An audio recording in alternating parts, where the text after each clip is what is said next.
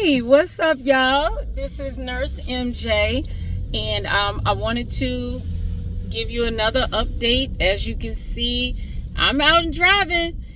This is an update on my post-recovery and from having a cyst removed from my left ovary, as well as a bilateral fallopian tube removal. So that's something that I elected to do. I'm sitting at the light, so if you see me look down, it's because I'm safely stopped. If you see me look up and not at the camera, then you already know, because I refuse to not be driving safe. So if you're new to my channel, welcome. Glad to have you. If you came here because of this video, you have questions, you have concerns as to what to expect or what type of decision I had to make, or if you're right now contemplating a decision about the procedure, initially just for an ovarian cyst removal, I'm here to help as best as I can. I'll post a link to the first video that I made that started this this documenting of this journey, so that you can get an idea of what led me to my decision and ultimately getting to this place. Okay, so again, it's Nurse MJ. I welcome you. To all my people that have come back, I love you too. You know what I mean? I just love you for the support. So if and make sure you share this with somebody who's actually going through this process right now. And so I'm driving. Okay, now I do have a pillow. I have a pillow sitting in front of me because I do not want the seatbelt to hit against my surgery wounds, and they are healing very well. The steri strips are holding on for dear life, but I keep them on so they can eventually fall off. Probably at my post-op appointment, she's just gonna pull them off. I hope she takes it easy, but you know how that goes. I will let them hold on as long as they can. But here it is. I'm driving. I'm moving a lot quicker, on my feet, able to get around. I want to start exercising the way I did prior to. I wasn't an exercise junkie. I was, transitioning back into exercising. And so having this, took away some of the ability on my core and my stomach. So I'm going to, transition back into it slowly. And I advise that even for, if you're an exercise junkie, let me be very clear.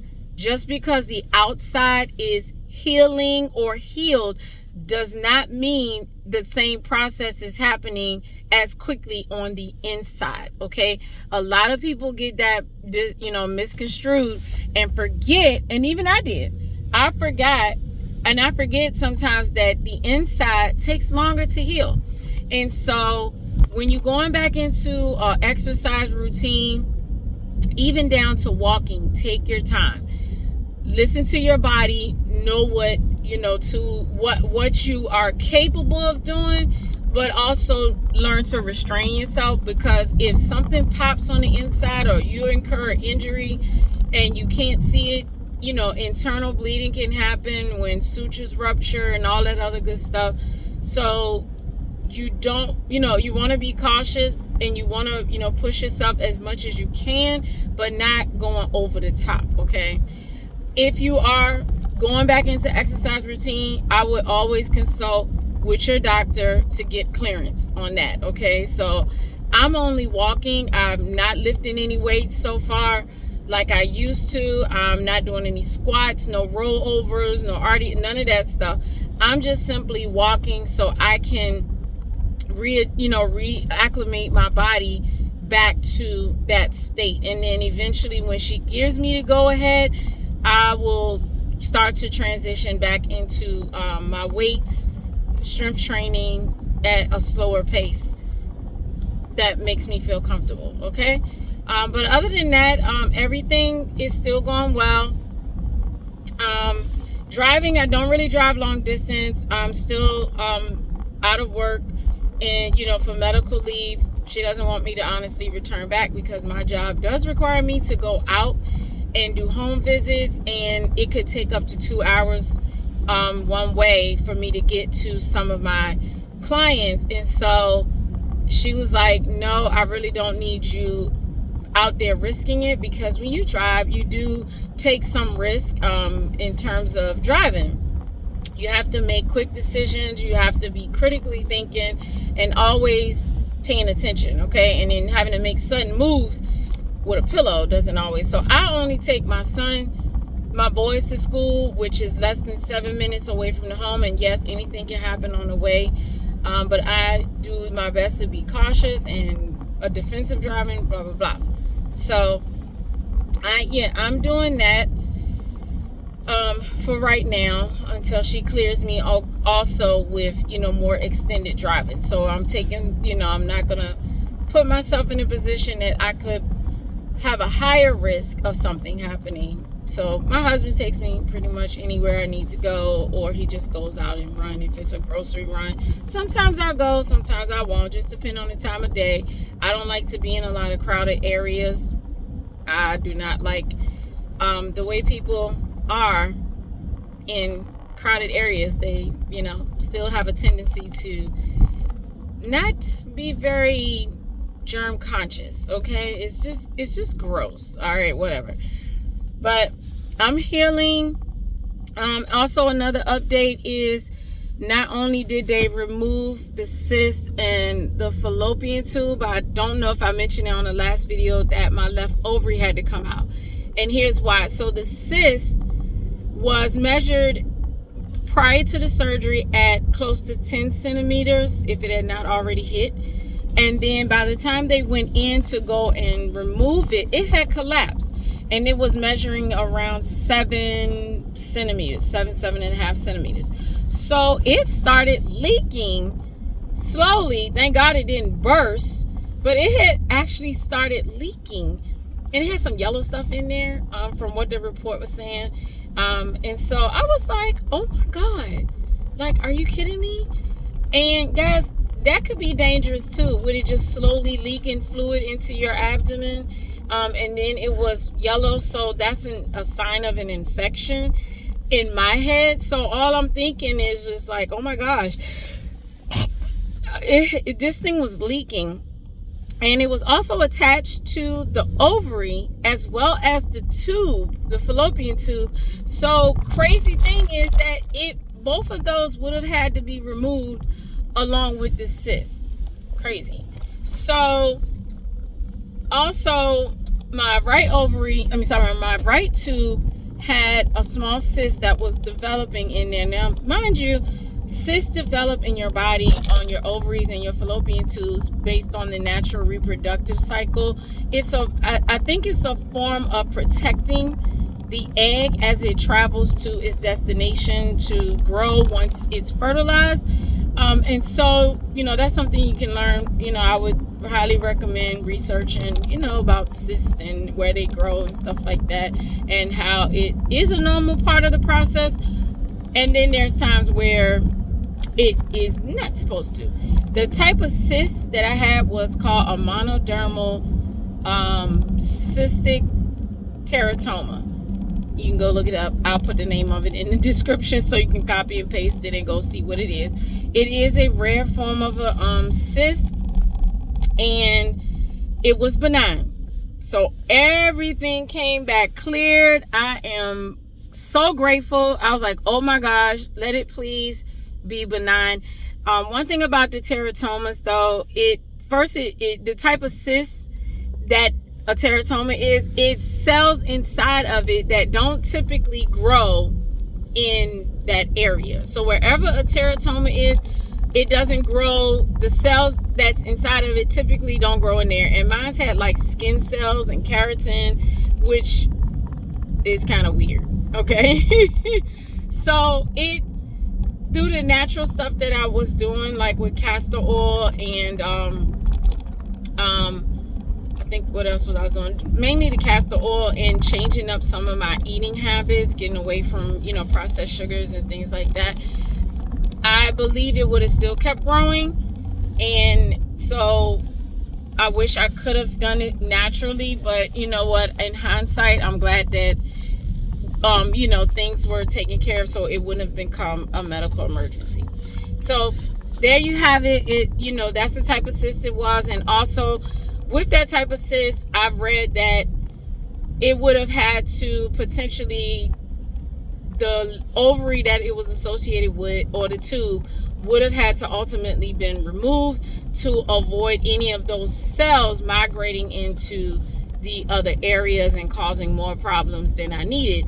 So, I'm just grateful that everything happens for a reason. And I'm not saying that it's a bad thing or it's a good thing. It's just, it happened for a reason, and it was a way of most likely maybe protecting me, in the long run. Who knows? But that's the situation that happened with the cyst. That was the diagnosis. That was the results. And so again, if you are sitting on the fence line wondering if you should get a cyst removed, that is a decision you have to make. Be understanding that if a cyst continues to grow, it can definitely disrupt some of the other body systems that you have. Like, it can sit on your bladder, it can block your bowels, it can also cause pain, and when you having your period, menstruating, it can disrupt that, causing even more pain and cramping.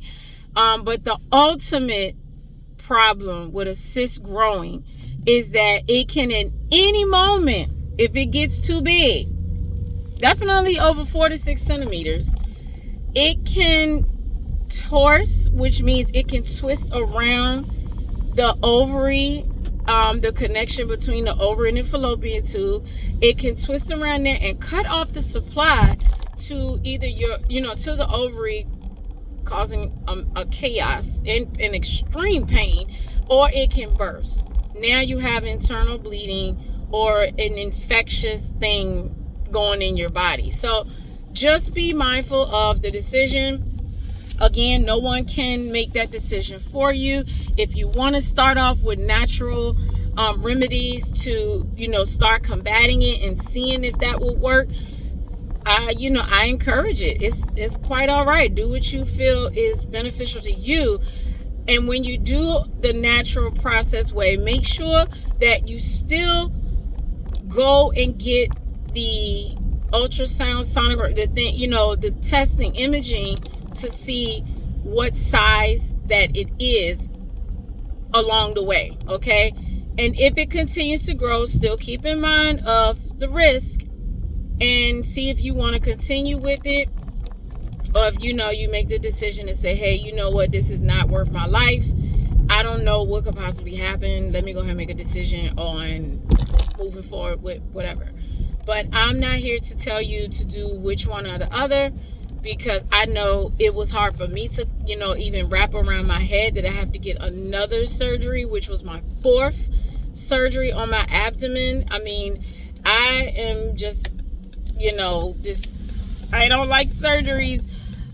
If it's life or death, or it can lead to a medical emergency where I need to make that decision, I'm going to make the decision. So, again, if you have any questions or need some, guidance, drop a question in the comments.